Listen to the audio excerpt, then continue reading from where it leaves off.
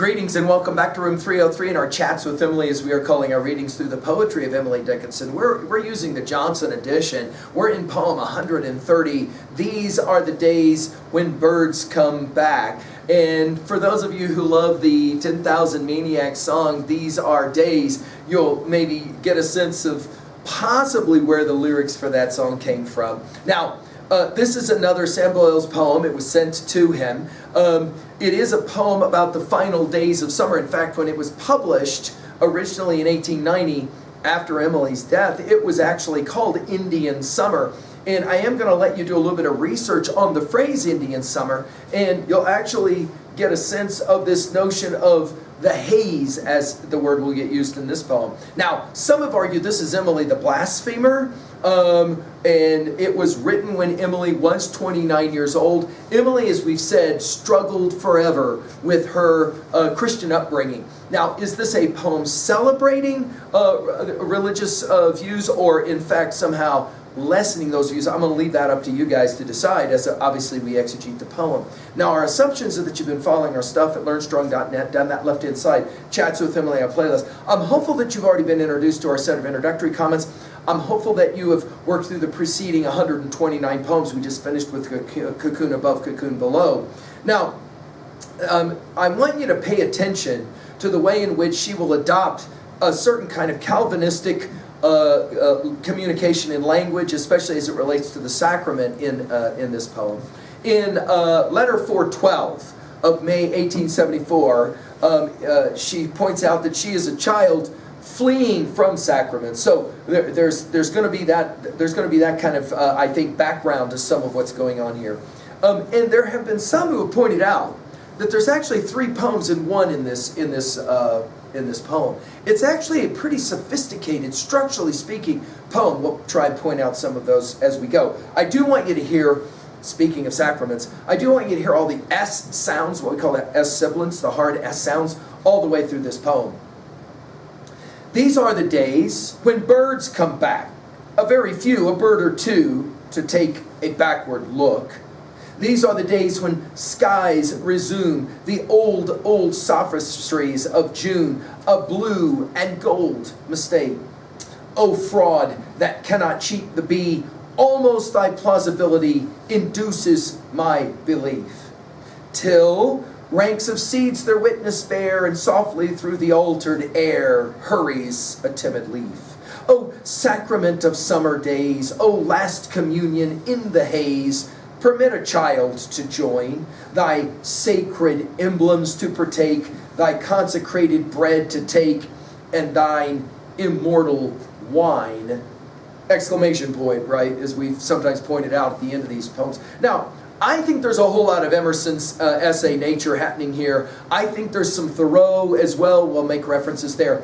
But I really think that we have some Keats's To Autumn happening here as well. Do you remember when we did our discussion of Keats's To Autumn at learnstrong.net? Do you remember the opening line, the brilliant opening line? Season of mists and mellow fruitfulness, close bosom friend of the maturing sun, conspiring with him how to load and bless with fruit the vines that round the thatch eaves run, to bend with apples the moss-catted cottage trees, and fill all fruit with ripeness to the core, to swell the gourd and plump the hazel shells, with a sweet kernel to set budding more, and still more later flowers for the bees, until they think warm days will never cease. Of course, I've given full lectures on this poem at learnstrong.net. I'll let you run that one to ground. Let's exegete now. Notice two times, these are the days. By the way, in poem 1696, it will be, these are the days that reindeer love, and the only other use. These are the days when birds come back. Of course, Indian Summer, again, was the title in 1890 of this poem. In other words, it's that time after usually the first frost when things are, again, they look like they're going to be summer again. Now, why it was called Indian Summer is a fascinating study, and I'll let you do your own research there as to why. But notice, the birds come back, but it is a very few, a bird or two, to take a backward look. And I think that's the whole point of this poem. It is reflective in that regard. And then again, these are the days when skies resume The old, notice the repetition of old sophistries of June. Sophistries, of course, she's using the Platonic language. That is to say, the promise that in June, this summer will go on forever. I think in some ways that's really what's standing behind so much of this poem. The hope, the longing for a June summer that won't ever go away, and yet we know that it will go away. But then there's this promise that, hey, maybe it's back, but of course it's not. The sophistries of June, a blue and gold mistake. By the way, Franklin, in his rendition of this poem, has a comma here, which actually some have argued makes more sense than the period. Oh, fraud. Now notice this, oh, fraud, oh, sacraments, oh, last communion. And when you see the construction of that, then all of a sudden it begs the question, is Emily celebrating this idea of the sacraments and the communion, or is she wanting to move from mistake to fraud? I'll leave it up to you to decide. Oh, fraud that cannot cheat or deceive, obviously. The B, by the way, do notice the rhyme scheme here of B, plausibility. It's interesting how she goes from a single syllabic word to that multisyllabic word with the rhyme. Right, almost thy plausibility induces my belief. Now this almost thy plausibility will take us back, for example, to a passage in the book of Acts in the New Testament, almost thou persuadest me to be a Christian.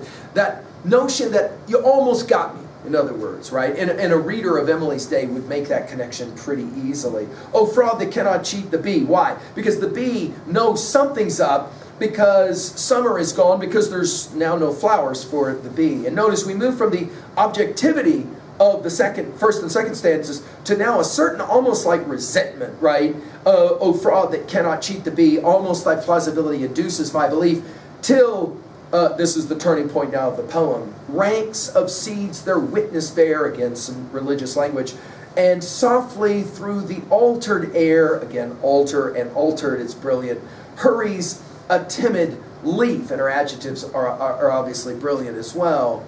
And then we're back to O. Oh, sacrament of summer days. Oh, last communion in the haze. And of course, haze can express that notion of mystery as well, right? And now we're moving from objectivity to resentment and now to yearning, as one scholar has pointed it out. Oh, last communion in the haze. Permit a child to join. Now, I told you that she loves her word small, 77 poems. She loves her word little in 172 poems. And child or children ends up in 71 of her poems. So notice she thinking of herself as a child. Now, of course, the notion of childlike may be the game that's being played here. In other words, a certain kind of childlike innocence of the religious practice. Notice, here we go, thine, the religious language to continue. Thy sacred emblems to partake. And again, we go from altar to emblems. Emblems to partake. I think emblems is the key word of this poem. Thy consecrated bread to take, and thine immortal wine. And again, notice join with wine. It's brilliant. The rhyming here is brilliant, and the slant rhyming is brilliant. Well, what exactly is it that she's doing in this poem in 2a? I think she's making the argument that there's always the quest to hold on to the thing that we love the most, and in this case, of course, summer. But it is always going to end up being a backward look. And it's got to go, it's got to end. And of course, that moment when we think maybe summer is coming back, but we know that it's not, that's always going to be difficult. I think the goal here is to be a simple worshiper of nature, no question at 2a, that the childlike view of nature maybe. At 2b, I love all the S sounds of this poem. And again, you can read this poem, we won't do it now, but you can read this poem really emphasizing those S sounds. Go and play the game yourself and see how it works. At 3a, well, I mentioned at the top of the lecture that the 10,000 Maniacs song comes to mind. These are days. And Keats's To Autumn, I think, is some of what she's channeling here as well. Finally, at 3b, how do you deal with the passing of summer, literally and metaphorically, and the arrival of autumn? How do you deal with loss? How do you deal with the loss of the things that you enjoy the most? And can you be a child who worships nature in its simplicity? I hope so. Thank you.